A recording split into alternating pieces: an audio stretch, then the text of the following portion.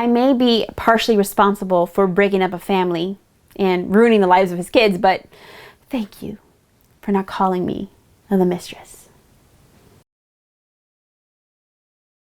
Hey friends, it's Brittany Valadez here for BravelyDaily.com. All right, so I just wanted to address this tweet that the AP Stylebook put out in regards to the term mistress. Now, when it comes to journalistic writing, you'll see that style more in the mainline hard news kind of writing. So anyways, basically, AP Stylebook is like the standard of writing when it comes to journalism. They came out with this tweet that I'm just gonna read it. Don't use the term mistress for a woman who is in a long-term sexual relationship with and is financially supported by a man who is married to someone else.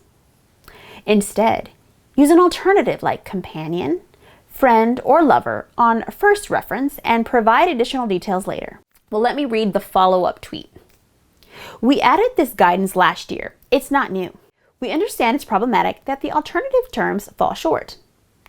But we felt that was better than having one word for a woman and none for the man, and implying that the woman was solely responsible for the affair. AP Stylebook, thank you.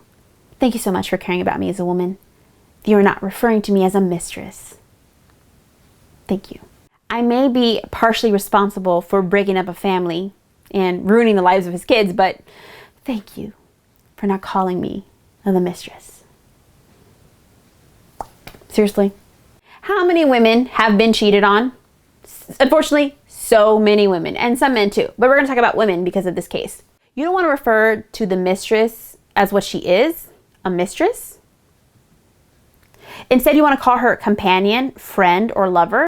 Many of us have companions. We have dogs. That's a companion. I have guy friends. Platonic friendship is not the same thing as sleeping with someone who is married. So if you're going to call a mistress a friend on the same level as me, who has friends that are guys, excuse me, how do people know the friend who's sleeping with them versus the friend who's not? We just call them a friend. There's a reason why we have words.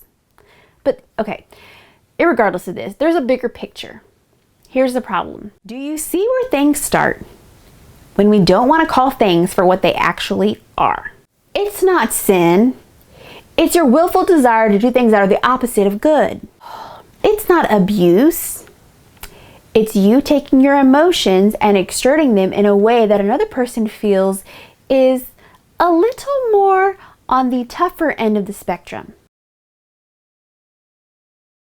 It's not manipulation. It's simply your thoughts and words the other person has taken in a different perceived way. Friends, we need to call things for what they are. We need to call sin, sin. If we're taking things and trying to relabel it or whatever to make ourselves feel better or not to offend someone else, we're literally paving ourselves a way to destruction. Yeah, paving our way to hell. And then maybe even taking other people along with us. It also keeps us away from having personal responsibility.